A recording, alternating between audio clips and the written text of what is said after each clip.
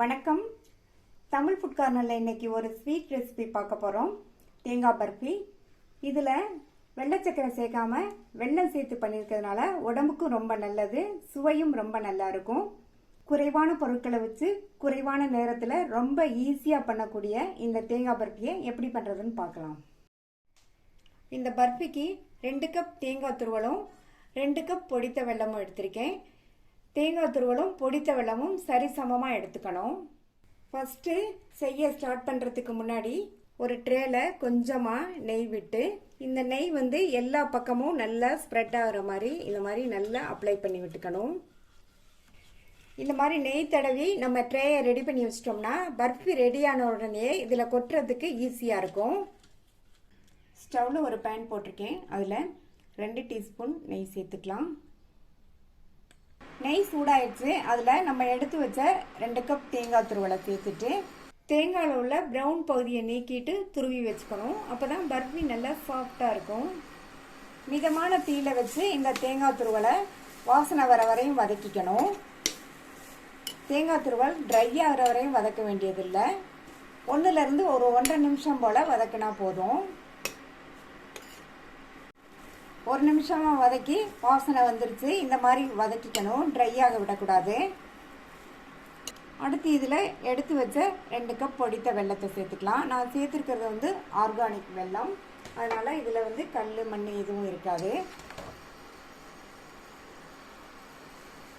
வெல்லத்தை சேர்த்துட்டு நல்லா ஒன்றா மிக்ஸ் ஆகிற மாதிரி இந்த மாதிரி கிண்டி கொடுத்துட்டே இருங்க.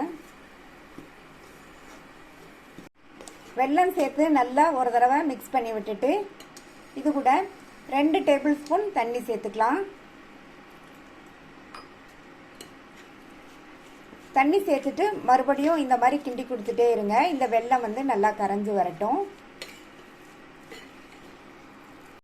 சேர்த்த வெல்லம்லாம் நல்லா கரைஞ்சிருச்சு. இந்த ஸ்டேஜில் இது கூட 1/4 டீஸ்பூன் ஏலக்காய் பவுடர் சேர்த்துட்டு மறுபடியும் இந்த மாதிரி கிண்டி கொடுத்துட்டே இருக்கணும். இந்த வெல்லமும் தேங்காய் துருவலும் ரெண்டுமே நல்லா ஒன்று சேர்ந்து வர வரைக்கும் இந்த மாதிரி கிண்டி கொடுத்துட்டே இருக்கணும். ஸ்டவ்வை மிதமான தீயில வச்சு தான் நம்ம இந்த மாதிரி கிண்டி கொடுக்கணும். இந்த பர்ஃபி பண்ணுறதுக்கு நெய்யும் அதிகமாக தேவையில்லை, ரொம்ப ஈஸியாகவும் வேகமாகவும் செஞ்சிடலாம். பொதுவாக தேங்காய் பர்ஃபிக்கு வெள்ளை சக்கரை சேர்த்து நம்ம பண்ணுவோம். இன்றைக்கி இந்த மாதிரி பொடித்த வெல்லம் சேர்த்து பண்ணுறது உடம்புக்கும் ரொம்ப நல்லது. நல்லா கலர்ஃபுல்லாகவும் இருக்கும், டேஸ்ட்டும் ரொம்ப சூப்பராக இருக்கும். இன்னுமே கிண்டி கிடுத்துட்டே இருப்போம். வெல்லமும் தேங்காய் துருவலும் ஓரளவு ஒன்று சேர்ந்து வந்திருக்கு. இன்னுமே நல்லா ஒன்று சேர்ந்து வரணும். அது வரைக்குமே மிதமான தீயில வச்சு இந்த மாதிரி கிண்டி கொடுத்துட்டே இருக்கணும். இப்போ நல்லா ஒன்று சேர்ந்து இந்த அளவுக்கு கெட்டியாகி வந்துருச்சு. இப்போ ஸ்டவ் ஆஃப் பண்ணிவிட்டு நம்ம உடனே அந்த நெய் தடவின ட்ரேக்கு மாற்றிடலாம். ஒரு ஸ்பூனில் பேக் சைடு நெய் லைட்டாக தடவிட்டு இதை நல்லா சமப்படுத்தி விட்டுறணும். நல்லா லெவல் பண்ணி விட்டாச்சு. இது செட் ஆகி வெதுவெதுப்பான சூடு வரும்போது நம்ம கட் பண்ணி பீஸ் போட்டுக்கலாம். செட் ஆகி வர்றதுக்கு மினிமம் 1/2 hour ஆகும். நல்லா செட் ஆகிடுச்சு, வெதுவெதுப்பாக இருக்குது. இப்போ கட் பண்ணிடலாம்.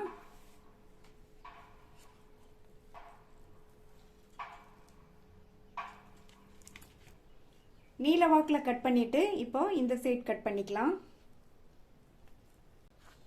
உங்களுக்கு எந்த சைஸ்க்கு வேணுமோ அந்த சைஸ்க்கு கட் பண்ணிக்கோங்க. இப்போ எடுத்தோம்னா நல்லா அழகாக வந்துடும். நல்லா சூப்பராக ஜூஸியாக சாஃப்டான தேங்காய் பர்ஃபி கிடச்சிருக்கு. நீங்களும் இந்த வெல்லம் சேர்த்த தேங்காய் பர்ஃபியை ஒரு தடவை ட்ரை பண்ணி பாருங்கள். ட்ரை பண்ணி பார்த்துட்டு உங்கள் கமெண்ட்ஸை சொல்லுங்கள். தேங்க்யூ.